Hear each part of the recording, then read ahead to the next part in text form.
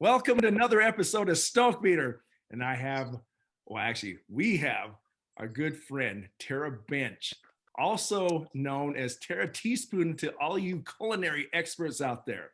And one thing for sure that I had no idea about, and I've known Tara for, good grief, over 20 years. Yeah. Yep, unreal for one. But I didn't realize all the things that she did in order to become Tara Teaspoon.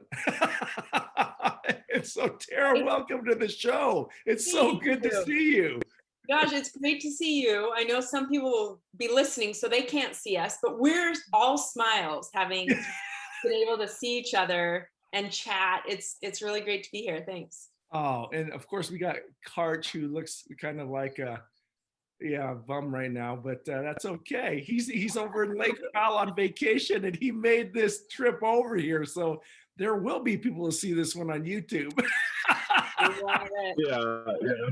I have to say, this is the first time I ever rode a jet ski to a podcast. It was quite the in the dark, by the way, hoping that I didn't get pulled over because of no lights. So it's been an interesting morning. Yeah. So, Tara, you were absolutely worth it for him to risk life and limb. Awesome. Yeah, thanks for being here. And be safe getting back there, right? Exactly right. Well, I gotta dig into this. It was 1999, I think, is when I first met you. Yep. And that's it. It's still unbelievable to think it's that long. It's unbelievable we've been around that long, right? I mean, we look like spring chickens. Exactly right. Well, you still do look like a spring chicken, by the way. So, but it was interesting because there was all this buzz in the air. There's this new girl that's going to do some stuff for Martha Stewart, and Martha Stewart she was still climbing that crazy ladder, and everyone was going, man, I wonder how she cooks, man. You remember all that stuff? And it was funny because there were multiple gatherings that Tara would be the center of attention because of some of the culinary expertise. And I remember the first time I ate one of Tara's chocolate chip cookies, and it was absolutely insane. Oh, you're awesome. That recipe, it lives on. I mean, I've shared that hundreds of times, and other people have shared it hundreds of times. It's on my website, and it has won awards. It is a really good chocolate chip cookie, I have to say. So if you think yours is, just try mine. I promise. It's awesome. But I remember that, I was one of several people in our friend group that worked at Martha Stewart at that time in 1999 and 2000. And most of them were in the art department. They were art directors and designers. And I was the only one in the test kitchen and working as a food editor. And so, that made me a little bit unique, but it was kind of fun, wasn't it? We had all of these friends that were living this unique life in the magazine business. And so everyone that we knew back then in our life was doing really amazing, unique things. They were indeed. Well, and the other thing, though, too, that I learned later on about you, and which we brought up in the pre-show, is I had no idea how tenacious you were. And so, for those of you that might not know, Tara is one of the sweetest individuals that you're ever going to meet. I mean, if you're watching this on YouTube, you're going to see, such a nice person. But I read some of the background about how you got to to Martha Stewart, and you were very persistent. I was just wondering. I didn't know any better. I didn't know any better. I was 20, barely 22, and finishing college, and I needed to do an internship, and I was studying culinary arts and at Utah State, and so I had to find my own internship, and I didn't want to work at restaurants or go to a big catering firm like a lot of my classmates in that program. And so I remember telling my professors, you know, I love food magazines. I want to be like the person that makes the food in these magazines. Who does that? And nobody knew. They were like, I don't know who makes that food. So I had to even research what my future job would even be like. Finding out that magazines had test kitchens and food editors, and there were food stylists that made the food in the pictures. I had no idea, and neither did any of my professors. So that sort of need to find something I enjoyed, something I wanted to do, sort of spurred that. And I did. I called almost every magazine in the country and said, can I come and work in your test kitchen? And every one of them, except for the food director at Martha Stewart, said no, or said, hey, we already filled our internships. But the food director at Martha Stewart said, well, you can come out and interview. And so I did. I flew out before I finished college. I flew out and interviewed for an internship. And I had to cook for the kitchen director. And that was the first time I also saw Martha. I walked down the stairs of the office, and there she was at the bottom of the stairs. And she's 6 feet tall, and I'm 5, barely over 5 feet. And I was like, so yeah, I went and cooked for her, the test kitchen director, and interviewed, and didn't do a great job. But I think I was nice enough and sort of excited enough that she called a few days later and said, okay, you can do the internship. So that's what got me to New York. And I didn't know what I was getting into. I thought I'll move to New York for this internship for a few months and then figure out life and move back out west where my home was. But I ended up staying. I know you're over 2 decades, man. I got to ask you though, when you got back to Utah State after you secured that with Martha Stewart, what was the buzz like when you got to your program? Well, excited, amazed, it was kind of just everyone was a little bit in shock, including me. Like, oh, you're going to New York to do an internship with Martha Stewart? I think it was just a little bit of shock and excitement. And my whole class, everyone, professors sent me off in a bundle of joy. It was exciting, and I had no clue where it would lead, what I would do. I just knew I'm going to go spend a few months in New York and get this experience. That is so awesome. I did not know that part about you, but I love the fact that you went out on that. It is just it's a lesson in resilience. Carrie, it looked like you were going to ask something. Go for it, man. Oh no! Whenever I see someone like you, Tara, and where did you grow up? First of all, what area? I grew up in Utah mostly, and then high school in Arizona. So Salt Lake, Provo, Mesa, Arizona. Okay, Mesa, Arizona. Utah, making a jump to Utah for an Arizona or a Utah kid is a pretty big deal. It really is. What I want to know is so you have all this tenacity, you're kind of jumping into this. I want to know tell us about your high school years. Who was Tara in high school? What did you do? Were you already cooking? Were you playing volleyball? Where did that tenacity come from? Was it always there? I don't know. I was a pretty big nerd in high school. I was on the tennis team. I was in honors classes. My friends were a mix of people on track and football and the cool kids, and then band and orchestra. And, I kind of loved being friends with anyone, all the people, but I was pretty intense with my studies. I wasn't the one going to all the big parties in the desert or anything like that. Most of the time friends would get together and I'm like, do you want to cook something or do you want to hang out by the pool? I loved to cook even in high school. And I remember doing that quite a bit, just for fun.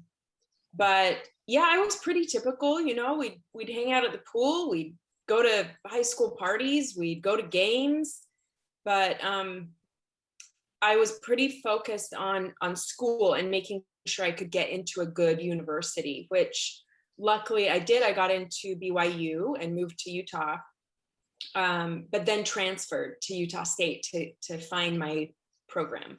The true Utah school, is that what you're saying? Right? Oh my So goodness. it sounds like all the building blocks were there to make who Tara was. So it sounds like you got along with a lot of different people. You already had that cooking desire. You really enjoyed it. Looking at kind of, some of your videos and bio and stuff like that, it sounds like your mom was a pretty big influence. Oh, Totally, she was, and I mention her a lot. I dedicated my first cookbook to her. She is a very amazing cook and taught me my way around the kitchen. And from a very young age, I loved being with her in the kitchen, learning from her, experimenting myself. And she was a great advocate of that and welcomed me into that world. And it served me well. I come from several generations of wonderful home cooks. And so how great that I was able to take that home cooking background and then move it into a career and sort of explore my interests. So I attribute a lot to my mom. yeah, you do have a fantastic family, no doubt about that. And it's obvious. I know your brother is just an avid supporter. Every time that we talk, it's just, yeah, she's doing good, man. So that it is awesome to have that family support. And I'm just, along with the family support, I've seen you have some of the most loyal friends I've ever seen too. And I'm just wondering how you have some really good ones. And I'm just wondering how that contributed as well to your success, especially in New York. I mean, it's not an easy place to live, no doubt about that. No, it's not. And Maurice, you can relate to this because we were in New York at the same time, and we were, in our 20s, we were young. And so the friends that you create at that time of your life, you end up growing up with them. Yeah. And that happened, I think, in New York when I was starting my career, left high school, left Arizona, left Utah, left all of those friends that I really had sort of spent so many years with, and started again. And then the friends that I added to that group in New York, we really sort of came into adulthood together and are loyal to each other. I love supporting all my friends in their endeavors, and I have been lucky to have those friends support me, enjoy their, our time together. Even if we've moved away from each other and split up, we always come back for that support. And I think you hit it on the nose with that. So I've been really lucky. And I think part of it is that we had so many of those, 20-something age experiences together, and those bond you. There is no doubt about that. It was fun to watch you talk with others in that friend group about recipes. And how everyone's repertoire, did I say that word right? Evolved. It became greater. It was so neat to see how it went to another level of understanding of what would work in certain recipes. And one of the things, and this is I divert a little bit, but I had the opportunity to travel with you around the East Coast, but also to Ireland back in the day, which was hilarious, by the way. I still can't believe some people lived off of that trip. But I remember watching you in some of the different restaurants and pubs that we'd go into, looking at the food and the consistency, and you talk about that. And I'm just wondering, how is it that you learn from not only other people, but other places that you've been, and how that influences everything that you've done at present? Yeah, it really does. And we had some good times on those trips, didn't we? Yes, yes. such good times. And I love traveling. I love going to new restaurants, exploring, whether it's in my hometown or overseas, everything. But I think as far as how it influenced me, it gave me that experience, you know, thinking about what you're eating and how somebody put that together, how they were inspired. It generates your creative juices and helps you, you know, come up with something new and fun and innovative. But I think it's just practice. Yep. You know, as fun as it is to sit there and dissect something wonderful at a restaurant, to be able to go back to your home kitchen and recreate something similar or something just like it is tricky, and it takes practice. And the more you do it, the better you are at it. You know, so now when a friend or family member or something says, "Oh, I had this great soup at this restaurant, you know, can you make it?" And if I'm able to taste it, I can find subtleties of flavor or ingredients that maybe they couldn't pull out just because I've been doing it for so many years. Oh my goodness. But it also helps me if I'm not necessarily at a restaurant or in a fun country tasting something new, I can go into the kitchen and say, okay, I have this vision of what I want to make. What do I need to add to it to make it the best, to create those layers of flavor? Just like a chef would at a restaurant, right? You're always constantly thinking and innovating, and it just is that experience and practice. Well, one thing that I really didn't appreciate until I was watching actually some of your videos on YouTube, and one of them you were talking about how the whole industry has kind of evolved, where back in the day, you know, it was just, you know, the cookbook, and that was kind of it. And then it kind of evolved into, you know, kind of the Martha Stewart-esque, you know, where now it's about presentation. And even when you were talking about your cookbook, like how you name your foods, you know, one was, I can't remember, you were talking about pigs in a blanket versus, I can't remember what you said, but I thought it was awesome. You remember what? Yeah, it's true.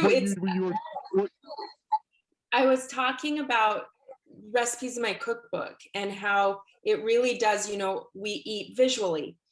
I mean, 150 years ago, like you said, it was cookbooks with no pictures and just text, and how that's evolved to magazines and now internet and Pinterest and Instagram and everything. Think about it, is visual. We don't even look at a recipe unless we can visualize it and see it first. And that also goes with that second step when you're looking at the name and you think about it. There are ways to entice your interest, right? So pigs in a blanket, we all know they're great, but that doesn't sound as good as, I think it was, you know, caramelized shallot and mandarin orange crostini, right? That you're just describing like, oh, that sounds kind of fun. And so you think about that, you think about the name, the description, and the visual. What is this going to look like? Is this going to make somebody want to make it and eat it? Oh my goodness. I never even it was pretty cool. Yeah, I never even thought of it that way. I mean, first of all, your palate, mine is salt and pepper. I need more pepper. And some of the food that I eat or make, oh my goodness, no one would want to eat this stuff, but it's good. So to hear from that angle that you just shared there, I can see why you're so successful. I'm just wondering too, what is it that when you're consulting, because I know you do some consulting now, what are some of the things that they're doing wrong? What are some adjustments they need to make as you come into contact with them? Clients or people? Clients, yeah, clients. I should say that, clients. Yes. Yeah, interesting. So I do. So to give people background, I run a blog. I wrote a cookbook. I'm writing another one. I used to work in magazines, but I also do consulting with brands and companies, and they will hire me to create recipes and food content for their brand using their product or, you know, their brand persona. And I also do food styling, so making food for photography for different clients and brands. So yes, when a brand comes to me and they're saying, hey, we want some content, there's questions I always ask, like, okay, what's your brand trying to say? Who's your audience? And then what do you want to share and portray with these recipes and food? And it's so funny, recipes, they can all have personality. They can, you know, think about it. If a company comes to you and says, we want 10 recipes, great. Do you want them healthy? Do you want them home cooking? Do you want them really innovative and sort of chefy, or do you want them 5 ingredient, really fast, you can make at home? There's so many ways you can go. And so what I talk to clients about is what their desires are, who they want to attract to their content. And then we go from there. And it's not that they're often making mistakes. It's just like wanting to hone their vision and talk about trends. What are the trends right now? You know, you don't want to start making a client a cauliflower pizza recipe where that was kind of 3 years ago, right? So we want to be the next step, that next exciting flavor or ingredient that finally people can find at the grocery store. Let's put that in a new recipe and let people explore with that flavor and be inspired. So it's a lot of factors that I talk to with clients and sort of help them define that direction if they don't already have one themselves. You have just highlighted how pathetically myopic my view on food has been. I mean, it is just to hear you say that right there from the consulting standpoint just makes me understand they got me, and it's my parents' fault. There you go. There you go. Right? Wow. And how do you? I didn't realize you created the recipes as well. How do you go about doing that? That's fascinating. It's so fun. I love that process. It's probably the passion that artists feel, painters or, you know, writers or anything like that, that sort of excitement about creating. And I never consider myself an artist, but I do artful things and creative things. You know, I make food look good for photography, and that's a kind of art. And creating recipes is creative. You know, it's very different than following a recipe or just making spaghetti like your mom made. So I'll take inspiration from anywhere. You know, sometimes I see pictures on Instagram or Pinterest or in magazines and I'll think, oh, that looks really pretty. I wonder if I could make something similar looking, but with my own flavors. So, you know, I kind of take that and twist it as a starting point. But sometimes I just start from scratch and I think, okay, this client wants me to make 5 recipes using pomegranates. Okay, what do pomegranates taste good with? What do they look good with? And I just start playing around and buying ingredients and putting them together. Sometimes I'll even sketch it out on paper before I get into the kitchen. And so there's a lot of different processes I go through, but they all kind of have a similarity. You know, I'm sort of pulling from my experience and visual and taste and putting it all together. That is amazing. That's amazing. Gary, Julie should have been here interviewing some of this. I know. Yeah. Well, first of all, I will say that what you do is absolutely 100,000% an art. It really is, and I see that. I thought, like, talking with with my wife who just loves to cook. I mean, I give her the hardest time. My kids, we razz her all the time. She will literally read cookbooks, which to me, I do not understand. I can attest. She will sit down and flip through the page. I mean, she would rather read a cookbook than a novel. Yeah. You know, it's a picture book. I don't understand that. Right. Yeah. And it's like you can just see the wheel spinning. Like she can almost sense the flavors and that type of stuff. So one of the things I want to ask you is, so at some point it is an art, but it's also a pretty big science. There's a lot of science involved in the Yes. flavors and what will affect what, and you know what I mean? So like, did you get some of that, the science portion of it, like in school, like how things work, and then over time, does it kind of just evolve more into the art form, or how does that work?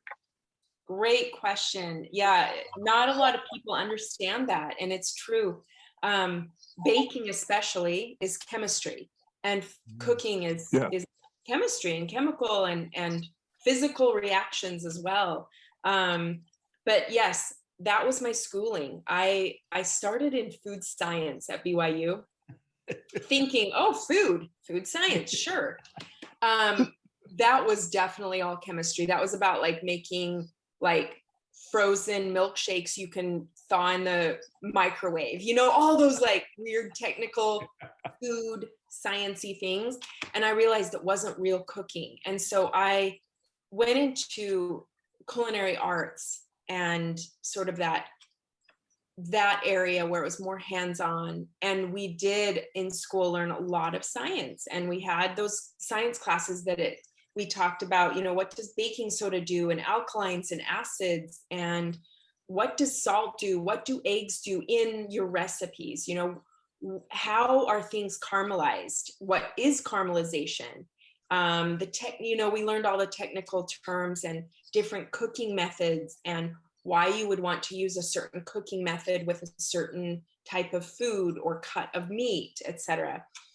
And so, yeah, there was a lot of that in my background. And then, like I said, again, it's practice. And probably like your wife has come to know from just cooking a lot is, oh, I like that better because of how it turned out, the chemical makeup. Or, hey, if I mess up and add too much baking soda to my favorite cupcakes, they're not going to work. So there is a lot of that. And sometimes, especially with baking, I'm in the middle of creating recipes for my second cookbook. And there are a few things that I have this vision. I want it to be exactly like I want it. And the chemistry is really tripping me up. It's like you have to adjust. It's like a science experiment where you're like, okay, let me make this one change, because if I make 3 changes, I won't know which change made it work. So I'm adjusting the leavening, the baking soda, the baking powder, using buttermilk instead of milk, all these different things in order to get the texture I want, the lift I want, the look I want, the taste. So it's absolutely chemistry and science, along with that creative. Yeah, it's crazy. Man. And then there's the missing element that you've got to explain to me, because this is something else that has baffled me for years. So if I take a chocolate chip cookie recipe and I make those, and my wife follows the exact same chocolate chip cookie recipe, mine will absolutely suck. They're different. Hers will be amazing. And I dumped in the same stuff. How does that? What's that all about? Okay, there's a few things there, Gary, because that makes a lot of sense. And I have done experiments over the years where I give like 10 people the same recipe, and they all come to the party looking different, tasting different. And I'm like, it was the exact same. So part of that sometimes, honestly, is not you or your wife. It's how the recipe's written.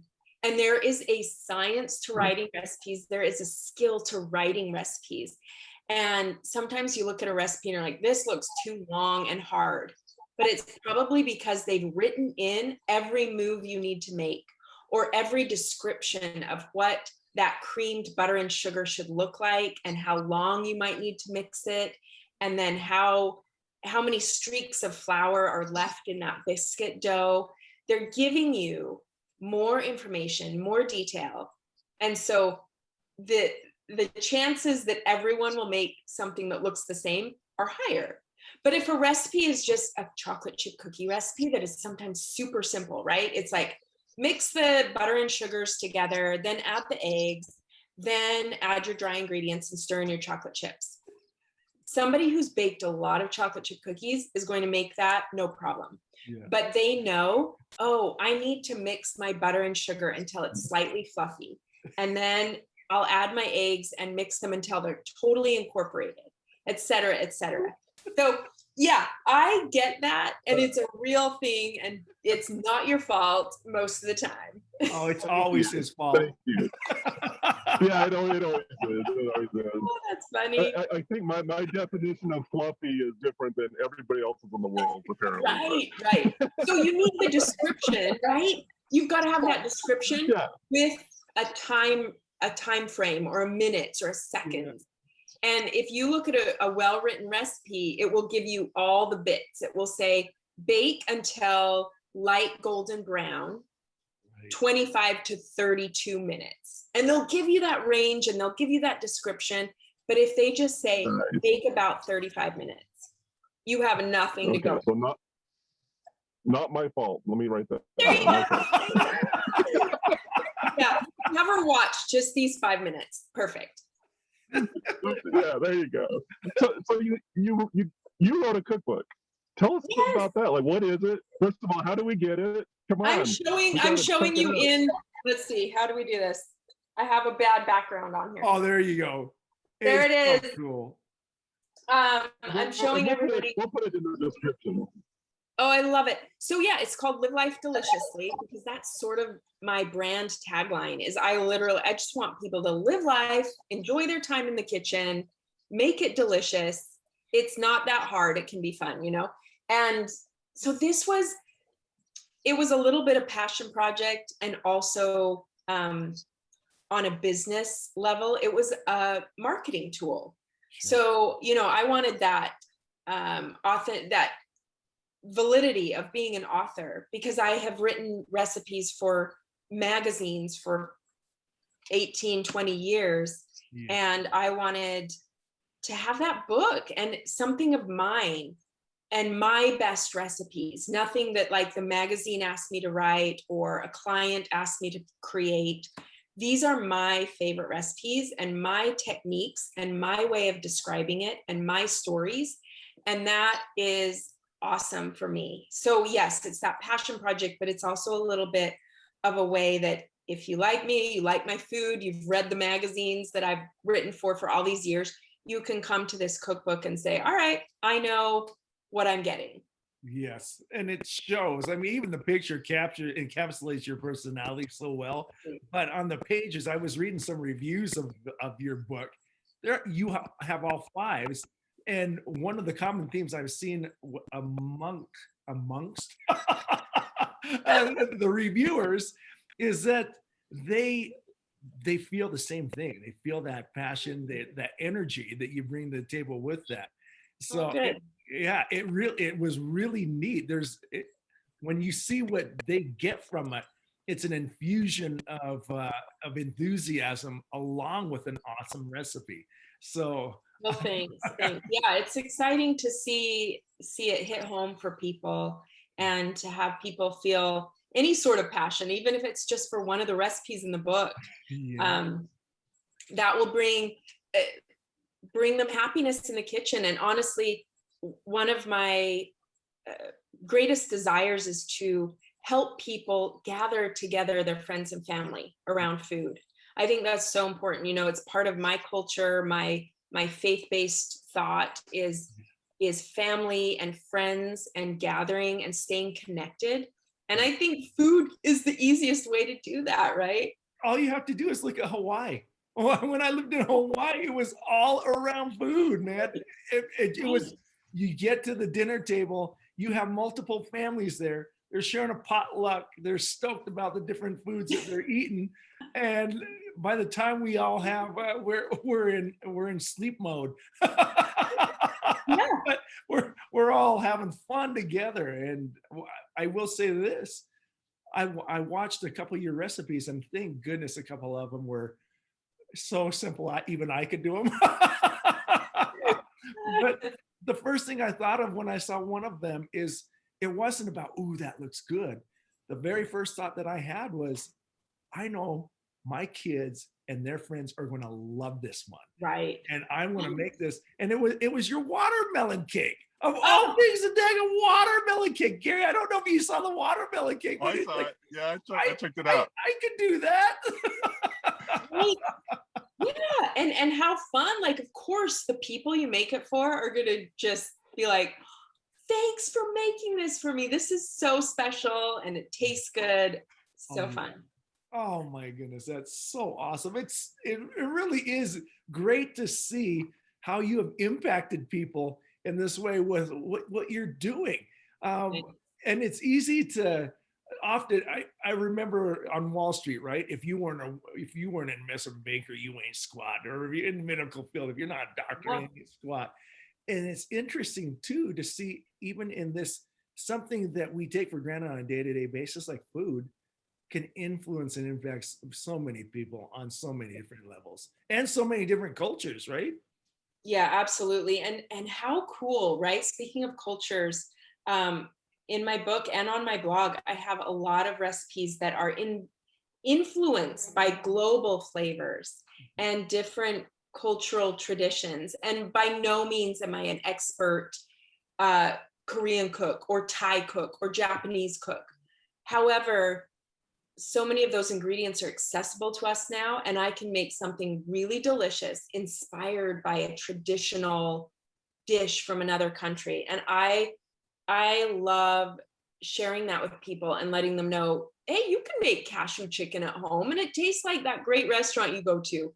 Or you can make this curry. It's easier than you think. You know, you just have to mix together these 5 very familiar ingredients in a different way than you ever have before. And you create this beautiful Thai curry that you're like, who needs to go out to eat, right? And it's just educating and inviting people into that world to experiment themselves. I love it. I love it. I think. Well, I've got to say, I'm impressed. You've taken something that is so far outside my wheelhouse and have, I mean, I'm like ready to go out and like make something, which is scary and dangerous. It is scary and dangerous. I'm just having visions of you, Gary, headed back to Lake Powell Camp and saying, all right, screw the menu. We're doing something totally different here. We're going freestyle. I got this. Everybody back off. Love it. I love it. Well, I love how you said the word invite, though. It is about inviting. And that's one thing that I know you've done ever since I've known you, is you invite people to share in the bounty of the food that you make. And to see that again multiplied across every person that you share your recipes with. I mean, I can attribute how many people that we've shared that chocolate chip cookie recipe with. It goes on and on and on and on.